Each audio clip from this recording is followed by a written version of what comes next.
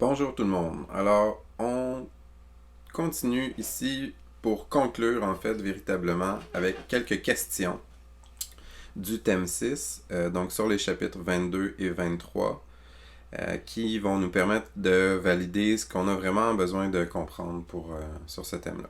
Donc, on va y aller par ordre chronologique, en commençant par le concept 22.1. Donc, puis on poursuit par la suite. Donc, question 1. Pourquoi l'âge de la Terre était-il important dans les idées de Darwin sur l'évolution? Bien, en fait, si on retourne à notre chapitre 22, l'idée de Darwin, je te rappelle, c'était que des espèces actuelles partagent en fait une ascendance commune. C'est-à-dire qu'ils partagent un ancêtre commun qui explique leur ressemblance. Donc l'unité des espèces s'explique par le fait qu'ils partagent une connexion génétique. Mais cette connexion génétique-là remonte à il y a très longtemps. Elle n'a pas pu arriver récemment parce que quand on observe des espèces, elles ne se transforment pas sous nos yeux. On doit donc faire appel au temps. Donc, si on revient à notre question ici, puis je vais me faire une petite feuille pour y répondre. La question numéro 1.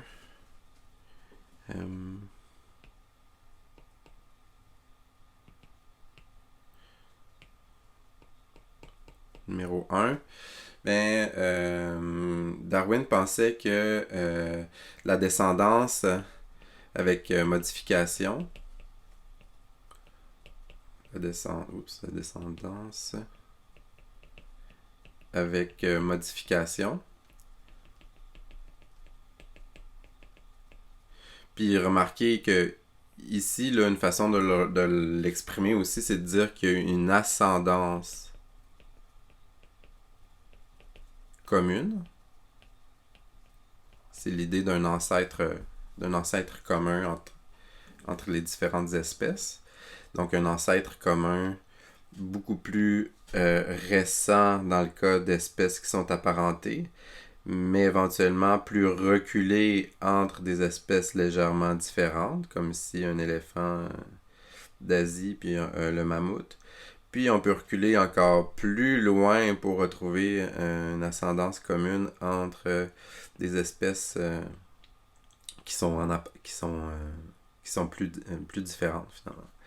Donc la descendance commune avec modification est graduelle. Donc c'est un processus graduel qui se déroule par étapes. Donc l'âge de la Terre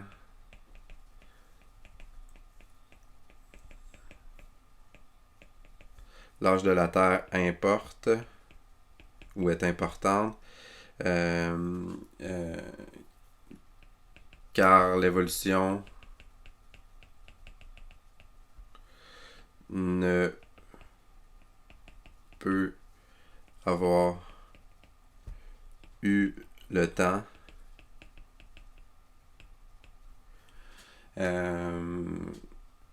de se produire si la Terre est trop jeune, dans le fond.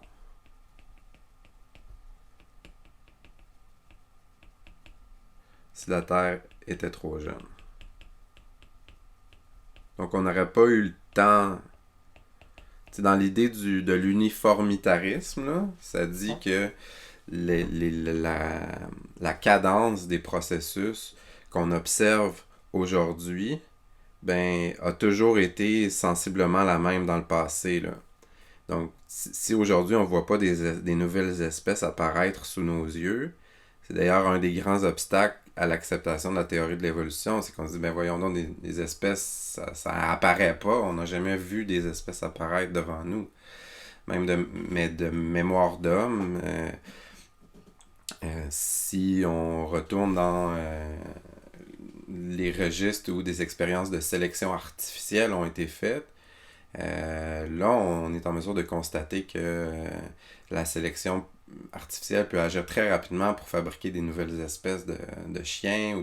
C'est pas vraiment des espèces de chiens, c'est plus des races, mais si les races continuent à être isolées l'une de l'autre, éventuellement, ça mène vers des espèces. Mais on a observé avec des plantes peut-être davantage là, l'émergence en fait, la sélection artificielle de différents cultivars. Donc, quand on applique une pression de sélection très intense, là, en éliminant systématiquement certains allèles d'une population, ben assez rapidement, la population diverge, se différencie, puis dans le fond, conserve des caractères spécifiques. Là. Donc voilà pour la première question.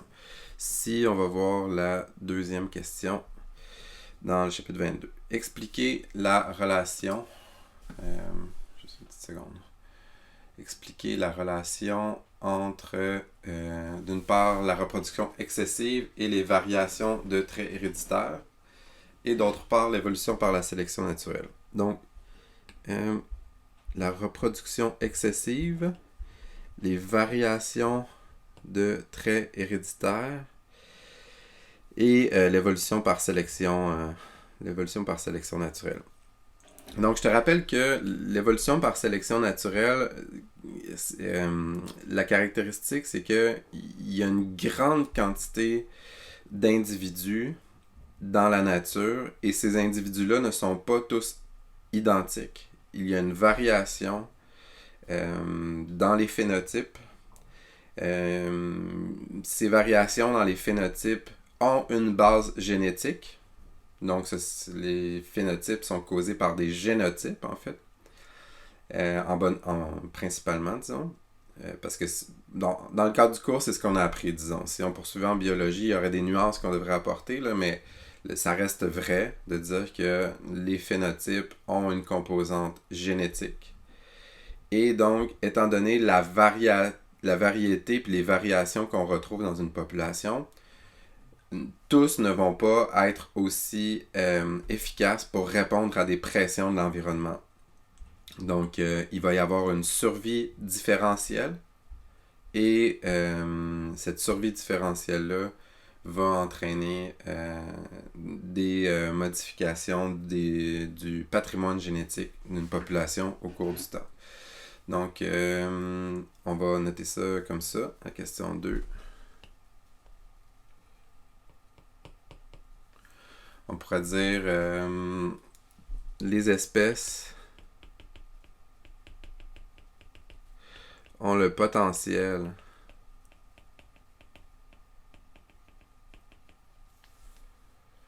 de produire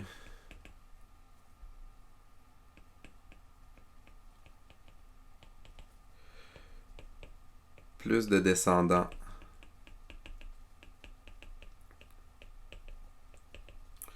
que ne peut accueillir le milieu, que ne peut accueillir le milieu.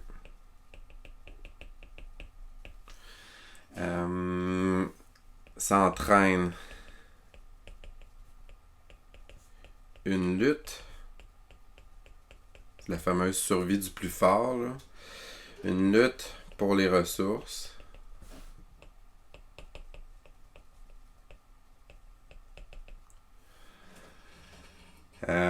qui sont limitées dans le fond.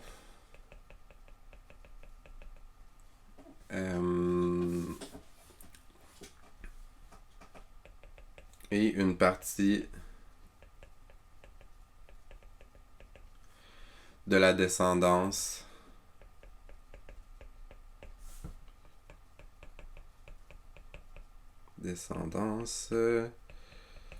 ne peut survivre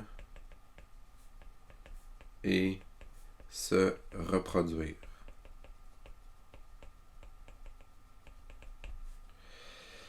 C'est la question 2, je te rappelle. Donc, les individus ayant des génotypes différents.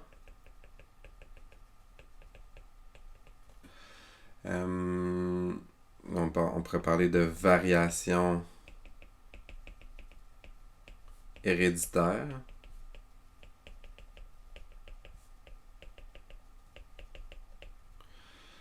Attendez une petite seconde, je vais lire ça. Dont certaines augmentent. Dont certains augmentent la probabilité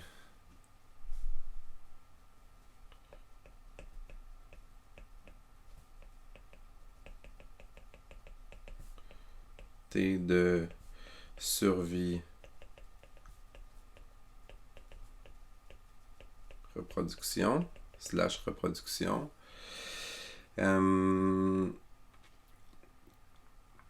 Attendez, je vais relire ma phrase. Donc, les individus ayant des génotypes différents, variations lézards, dont certains augmentent la probabilité de survie et reproduction.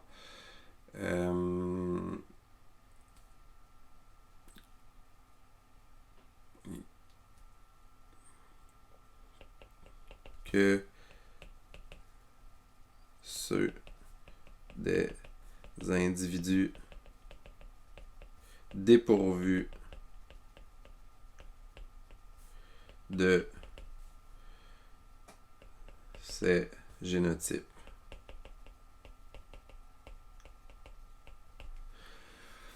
Donc on pourrait dire à la longue,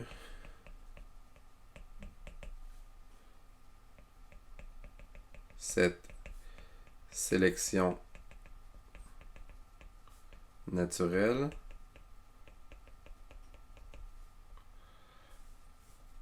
peut produire une proportion supérieure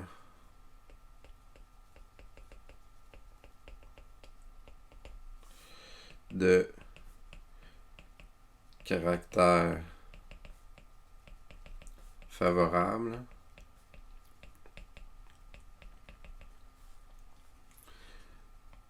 dans une population. Puis ça, on appelle ça une évolution adaptative.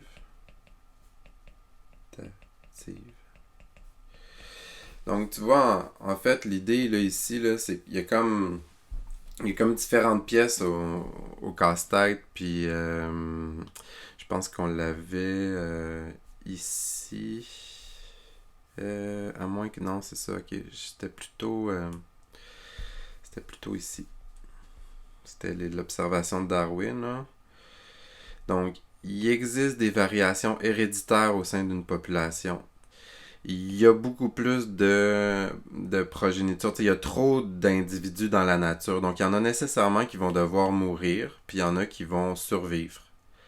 Donc, quels sont ceux qui vont avoir tendance à survivre, puis quels sont ceux qui vont avoir tendance à être éliminés? Ben, ce sont ceux qui survivent, sont ceux qui présentent des variations favorables. Donc, si en moyenne, les individus favorables sont retenus pour passer à la prochaine génération, et avoir davantage tendance à laisser des descendants, au fil du temps, les caractères favorables ont tendance à s'accumuler dans la population. Donc, c'est un peu ce qui était... Donc, ici, là, ce qu'on avait, on disait... Tu vois, il y a les pièces du casse-tête, c'est de dire produire plus de descendants que ne peut en accueillir le milieu. Autrement dit, il va y avoir une mortalité. Est-ce que cette mortalité-là est complètement aléatoire? Non. Elle va être basée, elle va avoir tendance à éliminer les individus défavorisés. Puis ces individus défavorisés, étant donné qu'il y a... donc, tu vois, on dit une partie de la descendance ne peut survivre et se reproduire. Les individus favorisés sont ceux qui vont avoir des génotypes, donc des variations héréditaires particulières. Donc, si ces variations qui augmentent la probabilité de survie de se reproduire sont donc transmises davantage dans la génération suivante, ben à la longue, ça va avoir tendance à produire une proportion supérieure de caractères favorables dans une population. C'est l'évolution adaptative. Donc, c'était les grandes idées de Darwin, puis c'est vraiment c'est révolutionnaire comme vision de la vie. Question 3. Comment le concept de descendance avec modification explique-t-il autant l'unité et la diversité du vivant? Donc, les grands concepts ici. On pourrait dire... question 3.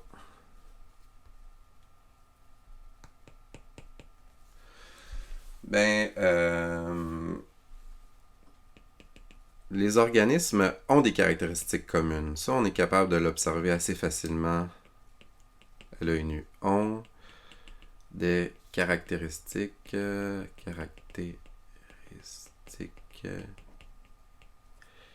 communes.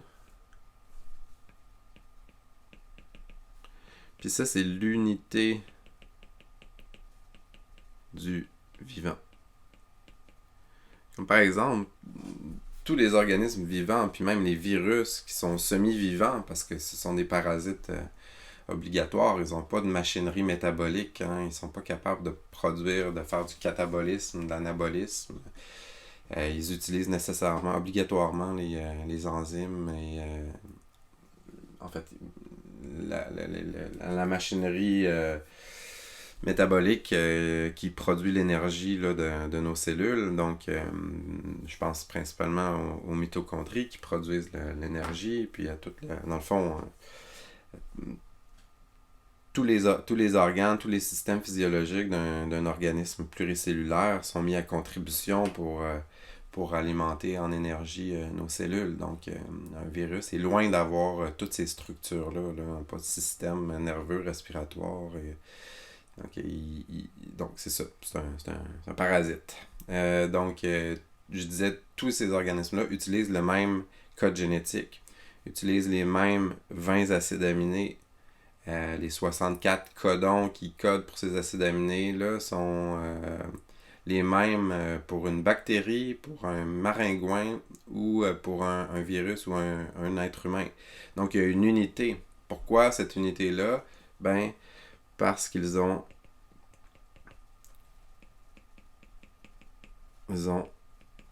des ancêtres communs.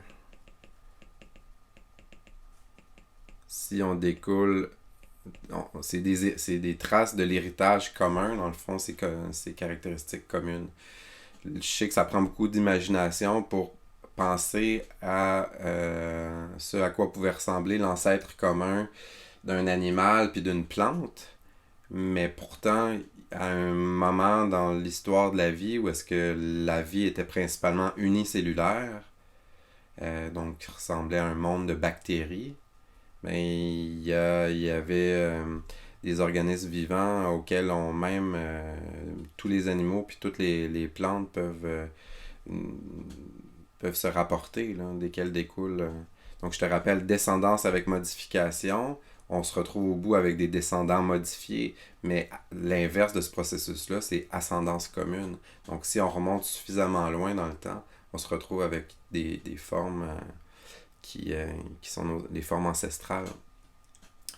Parce qu'ils ont des ancêtres communs, la grande diversité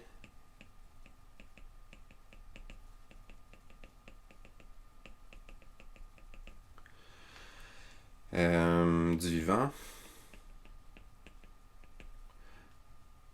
s'explique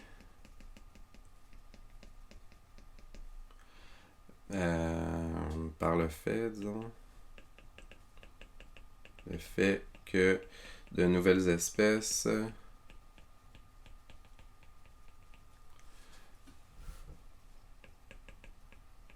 se sont formées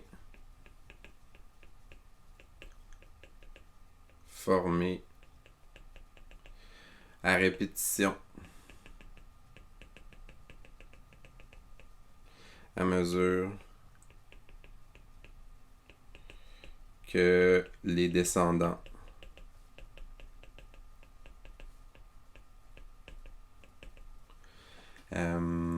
s'adaptaient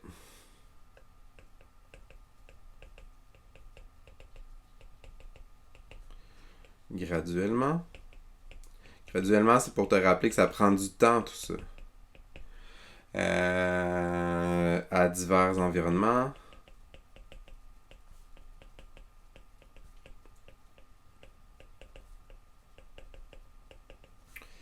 Et devenait de plus en plus différents de leurs ancêtres. Plus en plus différents de leurs ancêtres. Voilà pour cette question-là. Donc, question... je vais juste les rayer ici. Question 4. Imaginez que vous découvrez un fossile d'un mammifère éteint qui vivait en haute altitude dans les Andes, une chaîne de montagnes en Amérique du Sud. À votre avis, ce mammifère ressemble-t-il davantage aux mammifères qui vivent aujourd'hui dans les jungles d'Amérique du Sud ou à ceux qui vivent maintenant en haute altitude dans les montagnes africaines? Pourquoi? OK. Donc, tu retrouves un mammifère dans un environnement montagneux. On peut s'attendre à ce que il ait développé des adaptations au fil des générations pour être bien adapté à l'environnement en haute altitude. Et on va voir en haute altitude en Afrique. On peut s'attendre à avoir observé également là des animaux qui ont des adaptations pour la vie en haute altitude. Mais la question c'est est-ce que ton animal en Amérique du Sud va ressembler plus à l'animal en Afrique, en montagne, ou à un animal qui vit dans les basses terres, dans la jungle d'Amérique du Sud? Donc d'après vous, quoi ça vers où on penche? La réponse c'est que en surface,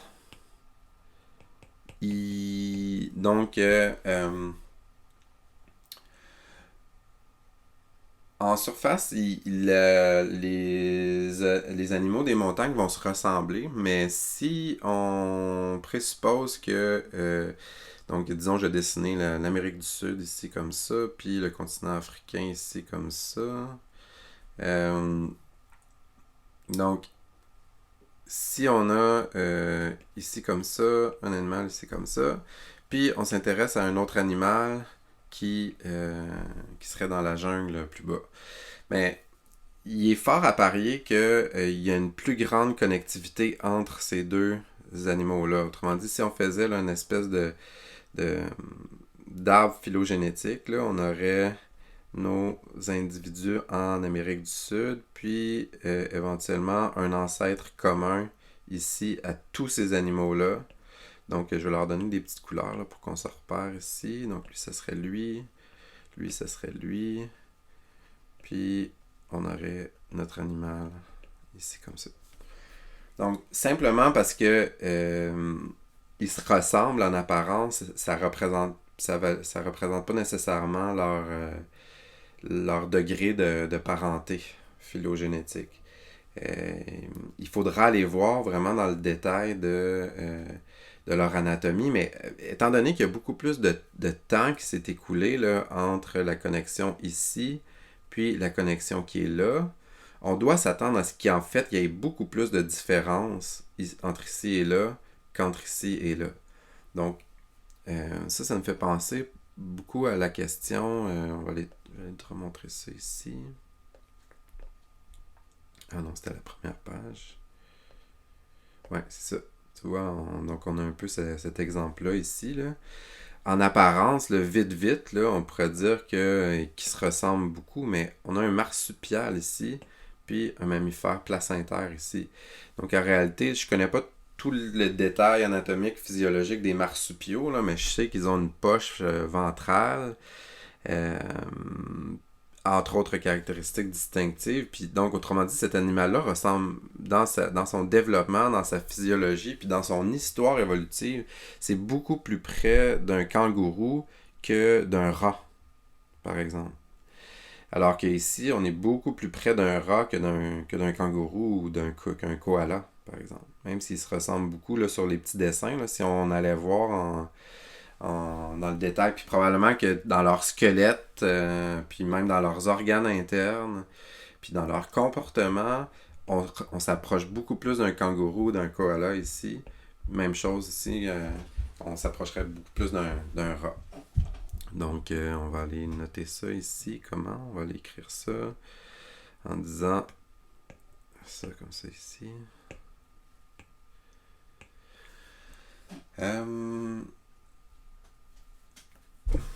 Les mammifères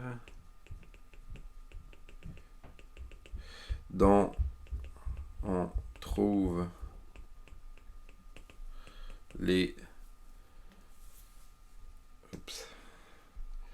fossiles. En fait, c'est pas vrai, dans le fond, ce que je veux dire, je vais faire ça ici comme ça. Dont on trouve les ancêtres. Puis là, ben, on va essayer de chercher leurs fossiles là, de ces ancêtres-là. C'est pas évident qu'on les trouve, mais souvent on les trouve. Puis on est capable de faire une prédiction, en fait. On serait capable de dire, ok, ben, si ces animaux-là partagent un ancêtre commun, puis que en fait, le bleu ressemble moins à lui que à lui, ben, on devrait être capable de trouver un fossile entre ces deux organismes-là en Amérique du Sud, qui est une espèce de forme intermédiaire là, entre lui et lui. Puis ce qui est arrivé à plusieurs reprises, c'est que c'est exactement ça qui est arrivé. Donc là, ça nous donne une piste de recherche. On dit, bon, ben on va aller creuser là, dans la montagne ou entre la montagne et la vallée de la jungle qui est là. Il y a environ, on estime que les espèces sont séparées depuis peut-être 3 millions d'années. Parce que ça, on est capable de l'estimer à peu près. Tu sais, il y a une différence entre des espèces qui ont été séparées depuis 3 millions d'années. C'est pas la même chose que des espèces qui auraient été séparées depuis 100 millions d'années ou 300 millions d'années. Donc, on va aller creuser dans la roche ici, là, qui remonte à 3 millions d'années. Puis, pouf, on trouve un fossile qui l'intermédiaire ou, enfin, qui peut être facilement associé à un ancêtre commun entre ces deux espèces-là. Puis même chose, on serait capable d'aller chercher un fossile ici à cet endroit-là pour valider l'hypothèse de l'arbre phylogénétique ici. Donc, on trouve les ancêtres fossiles, dont on trouve les fossiles en Amérique, ou les ancêtres en Amérique du Sud.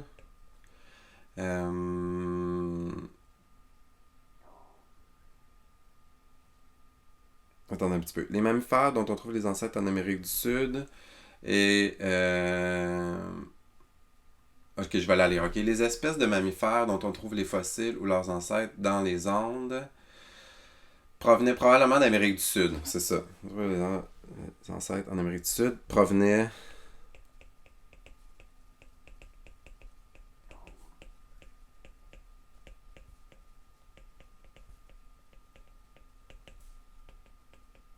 d'Amérique du Sud.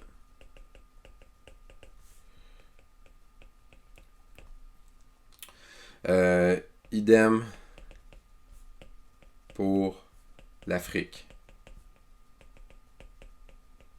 T'sais, autrement dit, si on arrive ici puis on trouve un ancêtre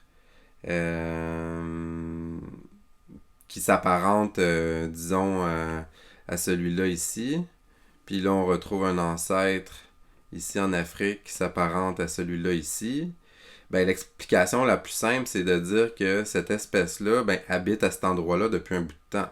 Puis cette espèce-là habite à cet endroit-là depuis un bout de temps. Plutôt que de penser comme hypothèse que cette espèce-là, peut-être qu'elle vient d'Afrique, mais on n'a pas trouvé son fossile ici, puis elle est revenue là, Puis elle a laissé un fossile ici, puis tu vois, c'est le fossile qu'on trouve pas qui pourrait expliquer la connexion entre ces deux-là, puis c'est expliquer pourquoi ils se ressemblent. Ça devient beaucoup plus difficile à expliquer. Là. Donc, il y a une concordance avec les fossiles, finalement, qui nous donne une date où est-ce que l'ancêtre de l'espèce était là. Les espèces dont les fossiles sont présents dans les Andes auraient donc un ancêtre commun plus récent avec les mammifères actuels d'Amérique du Sud qu'avec les mammifères d'Afrique. Par conséquent, pour plusieurs de ces caractères, l'espèce de mammifère dont on a trouvé un fossile ressemblerait davantage aux mammifères peuplant les jungles d'Amérique du Sud qu'aux mammifères vivant dans les montagnes d'Afrique. Donc, c'est un peu ce que j'expliquais tout à l'heure. Il est aussi possible, cependant, qu'elle ressemble aussi aux mammifères de montagne d'Afrique, avec qui elles n'ont qu'une lointaine parenté, à cause du phénomène de l'évolution convergente. Donc, c'est ça qu'on va aller noter. Les ressemblances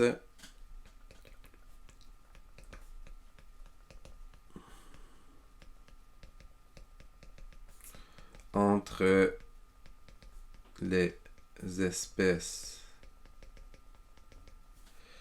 d'Amérique du Sud et d'Afrique peuvent s'expliquer de deux façons essentiellement. C'est que cette espèce-là et cette espèce-là, elles partageaient un ancêtre commun. Donc, il y a une unité ici aussi, là. Mais l'idée, c'est qu'il y a encore plus d'unité ici. Donc, moins de diversité.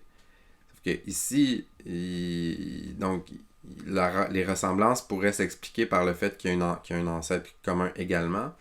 Mais si le point, c'est que ces deux espèces-là se ressemblent pas beaucoup en surface parce que t'en as une qui vit dans la jungle puis une qui vit en haute altitude, elles se ressemblent moins, disons, celle-là et celle-là que celle-là et celle-là. Un peu comme notre exemple du phalangier ici, puis tu sais, on pourrait, vite de même, on pourrait dire que ça puis ça se ressemble plus que ça va ressembler à un rat, par exemple.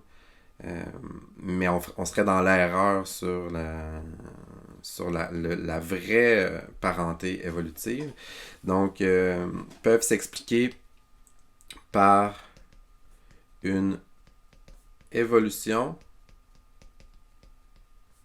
convergente. Oups. C'est quand même un mot important, là, évolution convergente. L'évolution convergente, c'est quoi? C'est même pression de sélection naturelle entraîne des phénotypes semblables.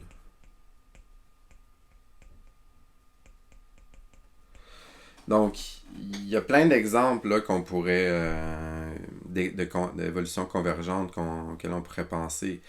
Tu sais, comme par exemple, puis là, il y en a vraiment beaucoup, là, mais tu sais, comme les poissons volants, disons. C'est des poissons qui, leurs nageoires se sont développées là, pour être capables de faire des sorties hors de l'eau puis faire des genres de vols planés. Ben, un poisson volant, est-ce que c'est plus proche d'un poisson, d'une truite, là, ou n'importe quelle autre espèce de poisson, ou qu'un oiseau, d'après vous? Ben, c'est clairement plus près d'un poisson.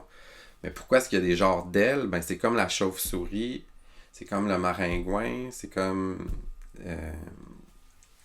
les ptérodactyles. C'est des structures qui peuvent, pour lesquelles il y a eu des pressions de sélection naturelle parce que c'était favorable, les individus qui avaient ces structures-là avaient un avantage dans la survie et la reproduction qui a été sélectionné de façon naturelle.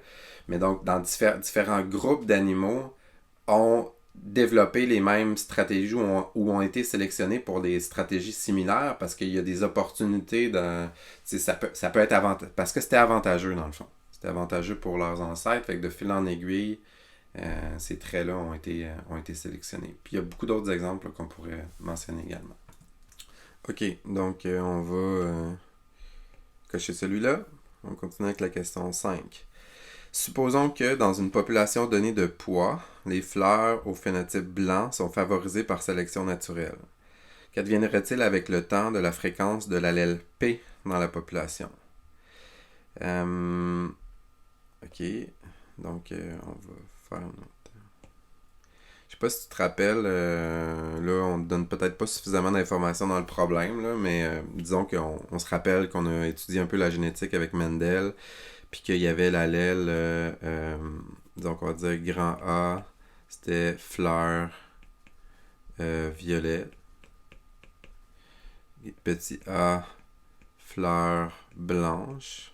On va, autrement dit, disons que l'allèle fleur blanche, c'est l'allèle récessif, puis qu'on est dans de la dominance complète ici. Ben, si c'est les fleurs blanches qui sont sélectionnées, ici, mettons qu'on a une fleur blanche, puis ça ici, on va avoir une fleur violette. Donc, ici, quels sont les génotypes? Nécessairement petit a, puis ici, ce serait grand A, petit a, ou grand A, grand A. Ben, étant donné que c'est les fleurs blanches qui sont sélectionnées, l'allèle grand A va être complètement diminué dans la population. Donc, imaginons ici là, que on a la fréquence d'un allèle. Puis ici, on a le temps. Puis on va partir avec l'allèle petit a, ici en rouge, puis l'allèle grand A en vert. Okay? Puis imaginons là, qu'on se donne un point de départ, là, qu'on a 50-50 là, allèle grand A, petit a dans la population. Ici, je suis à peu près à 50%, 0.5. Ici, on a 0, puis là, on aurait 1 à peu près. Okay? Ben, l'idée, c'est que si tout à coup l'allèle petit a est sélectionné, ben sa fréquence va augmenter dans la population jusqu'à ce qu'il atteigne 100%. Là, s'il y a juste les fleurs. Si la pression de sélection naturelle est très forte pour les fleurs blanches, alors que l'allèle grand, autrement dit, toutes les fleurs mauves, si elles sont éliminées, puis qu'elles ne laissent pas de descendants, ben c'est pas long que elle va disparaître. Ça va disparaître complètement de la population. Puis là, ce qui est particulier, à partir du moment où tu tombes à 0 pour l'allèle grand A, puis à 100% pour l'allèle petit a, ben l'allèle grand A est juste disparu de la surface de la Terre. Là. C'est pas évident qu'il peut revenir comme ça. Qu'est-ce que ça prendrait pour qu'il revienne? Ça va nous prendre une mutation dans l'allèle petit a. Donc, bonne chance. On pourrait devoir attendre longtemps là, avant de... Donc, t'imagines si tout à coup, il y a une pression de sélection qui défavorise l'allèle petit a, ben là, on va tomber dans une lutte pour la survie, puis éventuellement, possiblement une extinction de cette espèce-là. Remarque que dans la nature, ce qui va arriver, ben ça peut arriver là, qu'un allèle soit complètement purgé, puis qu'un autre devienne donc fixé, on appelle. Mais on va plutôt avoir tendance à avoir des dynamiques là, d'oscillation. Là. Donc en fait, mettons, on aurait un allèle récessif, puis là, tu aurais un allèle dominant ici comme ça. Il faut pas oublier qu'on pourrait avoir plusieurs allèles aussi dans une population, un peu comme nos groupes sanguins. Tu pourrais avoir l'allèle IA, IB, puis petit I ici. Puis nos trois allèles sont comme en dynamique là, de changement de fréquence selon les forces évolutives. Donc la principale force évolutive, la seule qui est adaptative, en tout cas c'est la sélection naturelle, mais on pourrait aussi avoir des effets de dérive génétique. Donc qu'est-ce qui arrive si c'est le hasard qui fait en sorte que... ou tiens, regarde, je vais te donner un exemple. Imagine que tu as une population... où est-ce que... tu as une fréquence d'un allèle qui n'est pas tout à fait à 1. OK, le 1 il est là. Ton 0.5 il est là. Fait qu'on va faire un autre allèle qui est juste plus bas. Mettons, c'est un nouvel allèle qui vient d'émerger par mutation. OK? Il est là dans une famille. Là, il y a une famille de ratons laveurs là, qui vient de développer ce nouvel allèle-là. Puis, la pression de survie de cet allèle-là pour le restant le futur de des ratons laveurs, ben, repose entièrement sur cette petite famille-là. Puis là, ben, malheureusement, malheureusement, il décide de traverser la rue Beaubien un soir de pleine lune, puis un automobiliste les voit pas, puis pouf, ils viennent d'être exterminés ils viennent de mourir. Toute la famille vient de mourir. Puis là, dans le fond, l'allèle qui venait d'émerger par mutation puis qui aurait donné des super pouvoirs au raton laveur, là, qui aurait donné un super avantage évolutif, ben il vient d'être exterminé. Ben ça, c'est un effet de dérive génétique. Ou est-ce que c'est le hasard, c'est un accident, c'est pas parce que les ratons laveurs étaient moins bons, là, c'est juste une bad luck. Et l'effet de petite taille, de petite représentativité, le fait qu'il y a une fréquence allélique très faible, parce qu'ici c'est la fréquence allélique, mais ça jouait contre cet allèle-là. Donc on recule l'histoire si la famille de ratons laveurs ne se fait pas écraser, mais réussit là, à s'en sauver, puis que cet allèle-là comporte vraiment un super avantage, genre qu'il y a une vision nocturne améliorée, là. Mais cette famille-là va laisser davantage de descendants, mais là, les ratons laveurs normaux vont baisser probablement en quantité, puis là, ben, on vient d'inverser finalement la fréquence allélique de ces deux allèles-là. Donc, voilà un petit peu. Supposons que dans une population, les fleurs phénotypes blancs sont défavorisés. Qu'adviendrait-il avec le temps de la fréquence de l'allèle P dans la population? Ben là, c'est pas clair, là, savoir c'est quoi cet allèle-là. Là. C'était le phénotype blanc. Ben, si favorisé par sélection naturelle, je vais écrire SN, la fréquence de l'allèle va augmenter dans la population. Pop. Bien que il faut contrecarrer ça avec les autres forces évolutives. Donc, on a parlé de dérive génétique. J'ai dit va augmenter, mais j'aurais dû dire devrait augmenter, en fait. Là. C'est toujours un jeu du hasard. Puis, il pourrait y avoir C'était quoi la troisième force? La troisième force, c'était le flux génétique. Donc, l'immigration de nouveaux allèles, s'il y a une connexion qui s'établit avec une autre population, ben là, les allèles vont être en équilibre, dans une dynamique, c'est-à-dire, là, ça devient une espèce de concours ici, là, entre les allèles. Ou est-ce que c'est lequel qui a le meilleur avantage, disons, c'est celui-là, mais là, si l'environnement change, tout à coup, ça devient celui-là. Puis là, s'il y a une mortalité par accidentelle ou un nouveau virus qui débarque, puis là, on se rend compte que les personnes qui ont le groupe sanguin B sont avantagées, ben là, ça augmente. Donc, c'est très dynamique, finalement, la fréquence des allèles dans une population, parce que l'environnement est dynamique, l'environnement change. Puis, si un nouvel allèle arrive par flux génétique, ben là, il y a un nouveau joueur. Donc là, il faut voir c'est qui remporte. OK, on serait rendu au chapitre 22.3, puis là, on va avoir complété le chapitre 22. OK, question 6. Expliquez pourquoi l'énoncé suivant est inexact. Les antibiotiques ont créé une pharmacorésistance chez le sarme. Le sarme, là, on n'en a pas vraiment parlé, là, mais... Donc, le sarme, c'est une souche bactérienne résistante aux antibiotiques. Le Staphylococcus aureus résistant aux antibiotiques.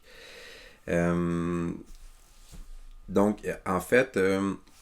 je ne sais pas si vous avez déjà entendu parler de ça, là, mais c'est l'émergence de super bactéries qui sont résistantes aux antibiotiques.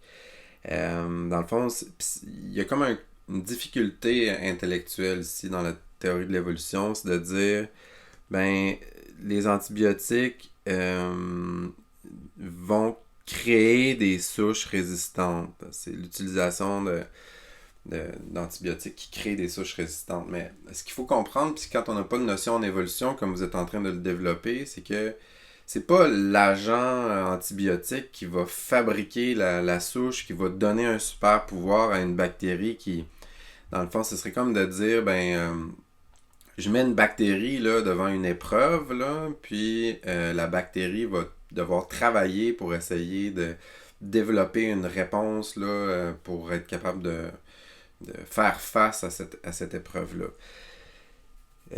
En fait, comment ça va se passer? Ben, c'est que si tu as plusieurs bactéries qui infectent quelqu'un, disons, ou qui sont juste dans dans l'environnement, puis que dans certaines de ces bactéries-là, ou disons une bactérie ou deux ici comme ça, il y a un gène qui produit une enzyme, une protéine, qui est capable de résister à un antibiotique. Donc, c'est pas parce que tu mets un antibiotique, disons que ici, là, je vais mettre un antibiotique, je vais le représenter par des flèches rouges ici comme ça. Donc, c'est pas parce que tu appliques un antibiotique que la résistance s'est développée. Elle était déjà présente dans la population bactérienne. C'est quoi le problème avec la résistance aux antibiotiques? C'est que les humains, on utilise énormément d'antibiotiques. Puis, tu sais, là, on est en train de réaliser que ça a permis de sauver énormément de vies, là, les antibiotiques. Quand les antibiotiques ont été développés dans les années 50, on considère que ça a augmenté l'espérance de vie de l'humanité de 15 ans. Ce qui est énorme. Là. Si on trouvait un médicament contre les cancers, on augmenterait l'espérance de vie d'à peu près 5 ans seulement. Parce que les cancers, c'est des maladies qui ont tendance à se développer davantage en vieillissant, alors que les antibiotiques, ça traite toutes sortes d'infections bactériennes, principalement, qui touchent parfois et même souvent, particulièrement dans les pays en développement, ça touche les enfants. Donc là, si tu trouves en trouvant des thérapeutiques puis des médicaments qui augmentent, qui sauvent la vie des enfants puis de tout le monde, tu augmentes énormément l'espérance de vie. Donc c'était une découverte majeure, les antibiotiques, là, avec Louis Pasteur d'ailleurs. Donc, pas avec Louis Pasteur, qu'est-ce que je raconte là? C'est Ian Fleming en fait. Ouais, bon, je reviens sur le sujet là. L'idée, c'est que c'est pas l'antibiotique qui a fabriqué la mutation de l'allèle ici qui donne une résistance aux antibiotiques. Mais qu'est-ce qui arrive si on utilise beaucoup d'antibiotiques? On va tuer plein de bactéries, puis là, on va tuer les bactéries qui n'ont pas la résistance à l'antibiotique. Quels sont ceux qui restent? C'est nos bactéries résistantes aux antibiotiques. Donc, là, elles ici, elles vont se répliquer. Puis là, on va avoir un problème parce qu'on va se retrouver avec une population de bactéries pour lesquelles on n'a pas de thérapie. On n'a pas le médicament. Mais là, tu pourrais dire, OK, mais ils étaient déjà présentes au départ, nos bactéries. Donc, si l'antibiotique, si on les a pas créés, ils auraient pu faire leur mal quand même. Là. C'est quoi l'idée de moins prescrire d'antibiotiques? On n'a pas réglé le problème à la source, qui est la présence de cette mutation-là, dans cette souche-là. Mais ce qu'il faut comprendre, c'est que nos bactéries, ce sont des organismes vivants qui vivent dans une population, ici comme ça. Puis qu'est-ce qui arrive si on a plein d'autres bactéries qui n'ont pas la mutation, là, qui n'ont pas la résistance? C'est la même chose que pour n'importe quel organisme vivant. Comme Darwin l'a remarqué, les organismes produisent beaucoup plus de descendance que le milieu n'est capable d'en supporter. Donc en fait, ce qu'il faut voir, puis ce qu'on n'aura pas eu le temps de voir avec le module sur l'écologie, c'est que cette bactérie-là, ici, est en compétition avec les autres bactéries pour son environnement. Autrement dit, la présence de bactéries qui ne possèdent pas la mutation limite la propagation des bactéries qui possèdent la mutation. Donc, qu'est-ce qui arrive si tu éradiques toutes les bactéries qui ne possèdent pas la mutation? Tu laisses le champ libre, tu laisses toute la place pour que nos bactéries résistantes occupent toute la place. Puis là, ça devient une infection incontrôlable. Et voilà, donc tu viens de laisser le champ libre aux bactéries résistantes. Donc on pourrait dire qu'un facteur environnemental comme un médicament, ben, ça ne crée pas les nouveaux caractères. Ça fait juste favoriser la sélection naturelle de caractères résistants qui sont déjà présents dans la population. Je sais pas si tu vois la nuance un peu, là, mais c'est une nuance importante. Puis on a souvent ce piège-là intellectuel avec l'évolution, c'est de dire, ben, le besoin crée le moyen. Là, ou on devrait dire, mettons, la girafe, elle avait besoin d'aller manger des feuilles en hauteur. Ben, son cou a allongé, en s'étirant le cou, là, elle a pu développer des coups de plus en plus longs. C'est pas ça c'est pas comme ça que ça fonctionne. C'est les girafes qui avaient déjà un cou un petit peu plus long ont laissé plus de descendants que les girafes qui avaient un cou plus court. Donc, ils ont été naturellement sélectionnés, les girafes à long cou. Puis là, ben, les allèles de long cou deviennent plus abondants dans la population. Fait que de plus en plus, les girafes ont des longs coups. Fait que celles qui ont des coups encore plus longs, vu qu'ils ont un petit avantage de plus, ben, ils sont sélectionnés. Ils sont naturellement sélectionnés. C'est le concept de la sélection naturelle. Ok, dernière question pour cette vidéo, puis après on va avoir une vidéo sur le chapitre, les questions du chapitre 23. Donc, comment la théorie de Darwin explique-t-elle le fait que les membres antérieurs des mammifères, comme le montre la figure 22.15, soient similaires mais aient des fonctions différentes, et que les modes de vie de deux mammifères qui sont des cousins éloignés sont similaires? Ben, je pense que ici, là, en B, on en a parlé quand même pas mal tantôt, là. Ça, le mot-clé ici, là, c'est évolution convergente. Puis, d'ailleurs, puis là, je vais essayer de l'écrire comme il faut, parce que là, ça suffit, là, les gribouillis, là. Convergente.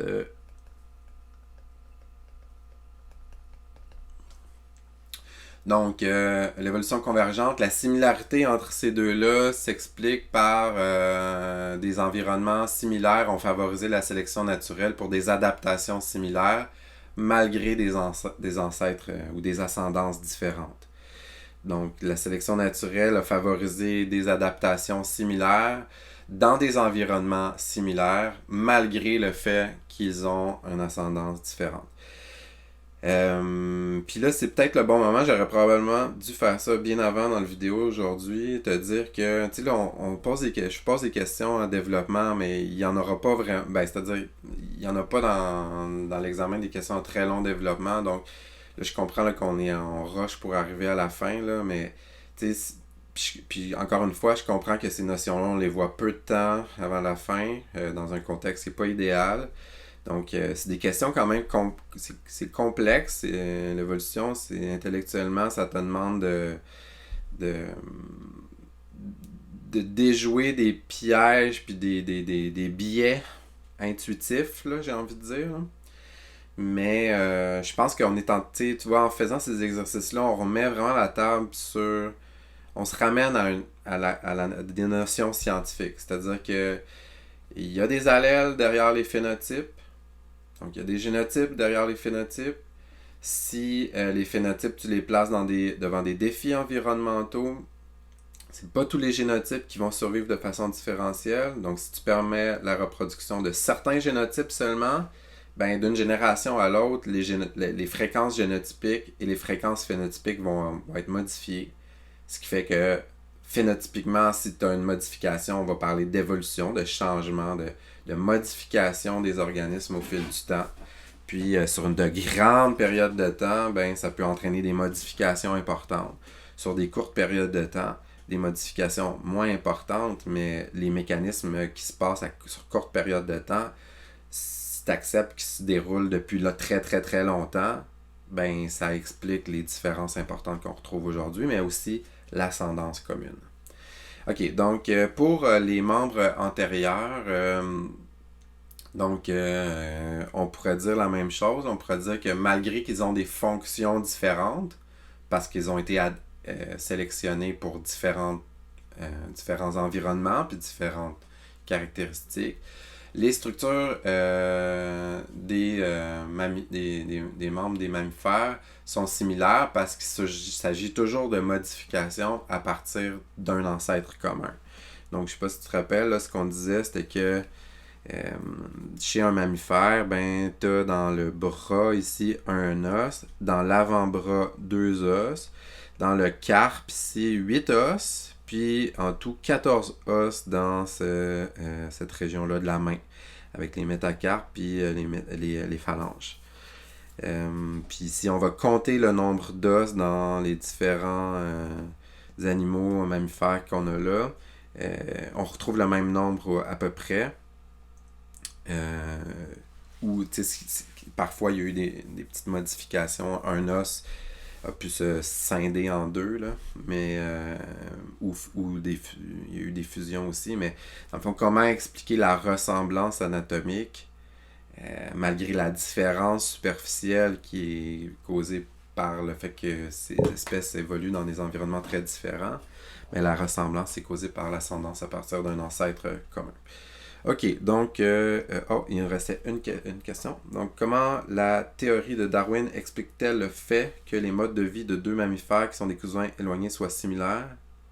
Ok, non, ça c'est comme c'est un rappel de cette question, la question B qui est là. Donc, c'est beau. Là, je me rends compte que c'était comme un peu long là, de tout écrire la réponse. Donc, je pense que je vais y aller en mode plus accéléré un petit peu pour la suite. Il en restait une question, la question 9. Les archives fossiles nous apprennent que l'origine des dinosaures remonte à quelques 200 à 250 millions d'années. Sachant cela, vous attendez-vous à ce que la distribution géographique des plus anciens fossiles de dinosaures soit vaste, qu'ils se retrouvent sur plusieurs continents, ou limitée sur un ou deux continents? Là, cette question-là est un peu tirée par les cheveux parce que, il faut savoir un peu comment la Terre... là, j'essaie de dessiner une carte du monde. Là. Ça, c'est comme les Amériques. Puis ça serait comme genre de... Ça ici, comme ça. L'Afrique qui est là. Donc, il faut savoir comment la Terre... la géographie de la Terre a évolué au cours du temps, là, mais il y a 250 millions d'années, il y avait un super continent là, qu'on appelle la Pangée. Puis tous les continents étaient comme pognés ensemble. C'était comme une grosse île. Ce qui fait que si les dinosaures sont apparus à ce moment-là, au moment où les continents étaient ensemble, ben on peut s'attendre à ce qu'ils ils se soient dispersés, puis là, les différentes espèces peuvent se retrouver à différents endroits, puis éventuellement, ben, la séparation des continents fait en sorte que certaines espèces se retrouvent prisonnières des Amériques, certaines espèces se retrouvent prisonnières des différentes îles que représentent les continents. Puis, c'est ça. Donc, question qu'on peut retirer. Donc, les dinosaures sont apparus, c'est ça, comme de nombreux dinosaures étaient grands et mobiles, il est probable que ces derniers membres de ces groupes vivaient dans différentes parties. Les fossiles ont été emportés. On peut donc affirmer que les fossiles des premiers dinosaures ont une vaste distribution géographique. Bon, ok, comme je disais, c'était peut-être un petit peu tiré par les cheveux, mais la question des fossiles des dinosaures me fait penser à quelque chose, tu sais. Souvent, on dit que la théorie de l'évolution n'est pas soutenue. Là. J'espère qu'après ce cours-ci, vous allez avoir plus de notions que, premièrement, c'est assez conceptuellement simple comme théorie, avec la sélection naturelle, tout ça, ça fait du sens. En tout cas, à court temps, ça fait du sens. Maintenant, le saut, c'est de dire, OK, j'accepte l'idée que ce qui se fait du sens à court terme peut avoir fait du sens à court terme depuis toujours, et que si tu acceptes que la Terre est ancienne, ben le résultat de ça à court terme, ça peut donner des phénomènes d'unité et de diversité du vivant comme on les observe aujourd'hui. Ça ferait du sens intellectuellement. Puis, une des grandes forces de la théorie de l'évolution, c'est qu'elle serait relativement facile à contredire, en fait, par une meilleure explication. Souvent, l'explication qui est apportée, c'est des explications plus théologiques, là, c'est des explications religieuses, ben, de dire ça, ben, ça fait pas de sens avec l'hypothèse d'un Dieu, par exemple. Ben, souvent, ce qu'on répond à ça, c'est que on n'est pas du tout dans la même démarche d'explication du monde, là. Moi, je suis pas un professeur de théologie, donc je suis pas en mesure d'argumenter vraiment sur des arguments théologiques, là. Mais ce que j'en comprends, c'est que euh, tu, euh, si tu fais référence à un Dieu, ben, si t'es dans un domaine de la spiritualité, puis tu n'utilises pas les mêmes outils que la science pour expliquer le monde. On ne cherchera pas à mettre Dieu à l'épreuve dans une expérience de laboratoire. Et donc, je pense que la science cherche pas vraiment à expliquer une grande partie des enseignements spirituels de la religion. Puis, d'une même façon, si on interprète la religion comme devant expliquer littéralement tous les faits scientifiques qu'on observe, ben, ça devient compliqué par moment parce que qui prétend-on être pour expliquer toutes les nuances d'une pensée religieuse? Euh, donc, je pense qu'on s'empêtre là, à vouloir unir ces deux visions du monde-là à tout prix.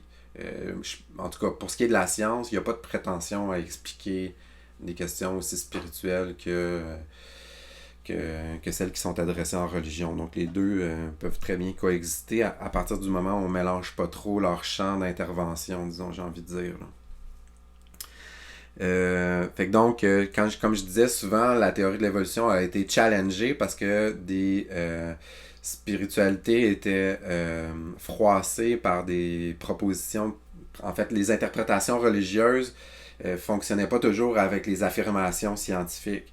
Fait que donc, pour cette raison-là, l'évolution a été challengée à plusieurs reprises. Puis comme je disais, ça serait assez facile à contredire. Si par exemple, tu as une ligne du temps ici comme ça, puis tu as un registre fossile, donc ça ici c'est aujourd'hui, puis ça ici c'est il y a 250 millions d'années. Ben, il suffirait de trouver un fossile de castor ici comme ça, là, puis un fossile du premier dinosaure là, ici, là, pour que ça s'effondre. Selon la théorie de l'évolution, les castors sont arrivés bien après les dinosaures. Le castor, en fait, on va retrouver l'ancêtre du castor dans ce coin-ci, là. Donc, tu vois, il y a une séquence. C'est ça. Ça n'aurait pas de sens que la Terre ait été peuplée d'humains avant d'être peuplée de bactéries puis de prokaryotes unicellulaires beaucoup plus simples.